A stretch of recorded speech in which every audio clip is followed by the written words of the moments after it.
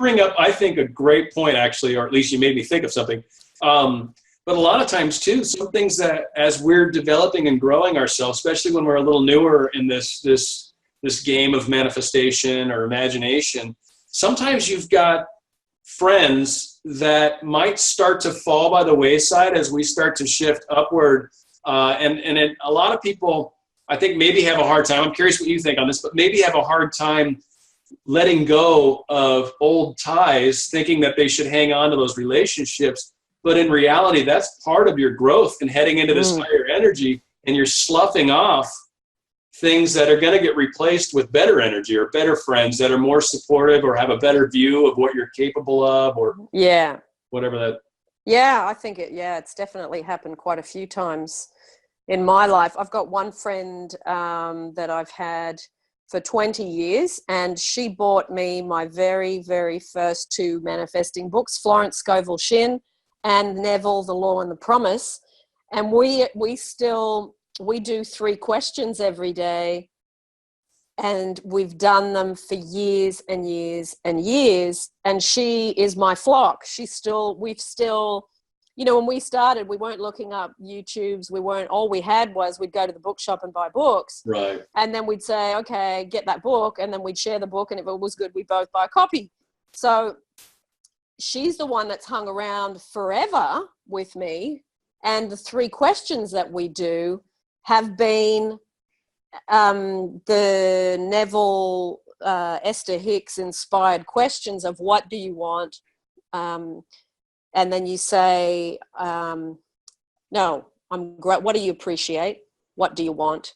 And what makes you think you're going to get it? And the last question presupposes that you will get it. Right. So we do these 3 questions every day.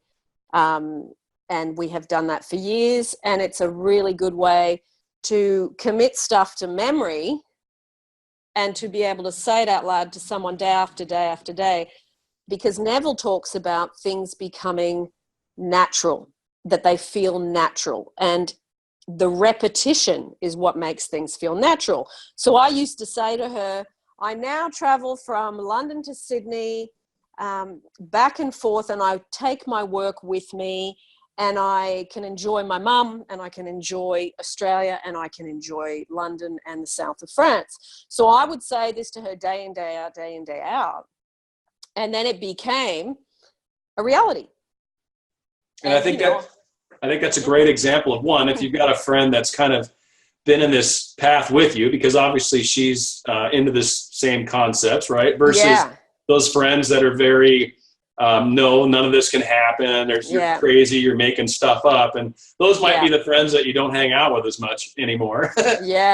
But having that person, like you said, having that person where you can talk about something like, this is normal. This is reality. This is how it works. And then they bounce the same things back to you. And but it's just that reciprocation, or that that synchronicity, that resonance almost, if you will, right? Yeah, for sure. And I find too, like when we would read something out of Neville, which was fairly, wordy and complicated, I'd say highlight it, and I'd say to her, what do you make of that? So we've done that for like 18, 20 years of highlighting and breaking things down. And I thought, all those years of doing that with her basically is the knowledge that's built up my YouTube channel. Right. That's pretty much what you're doing in YouTube now, except for all these other people that aren't necessarily doing this yet. So so it was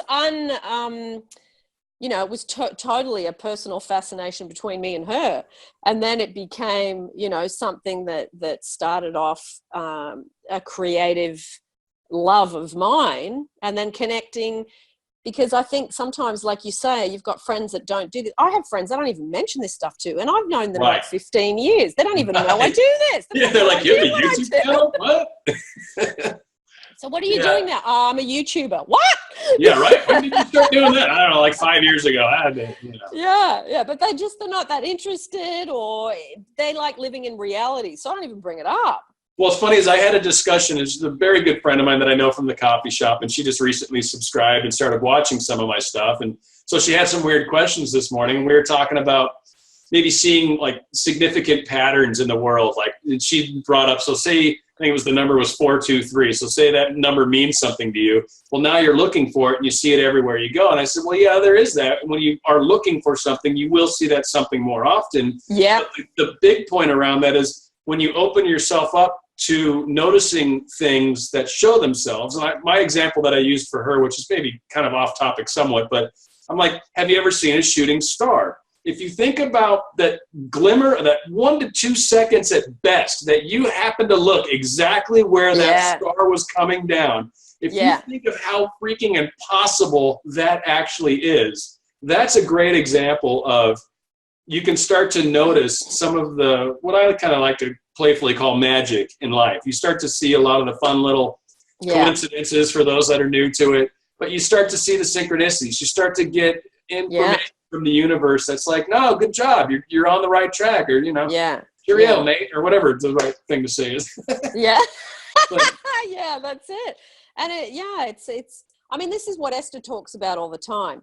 This is a focus-based universe.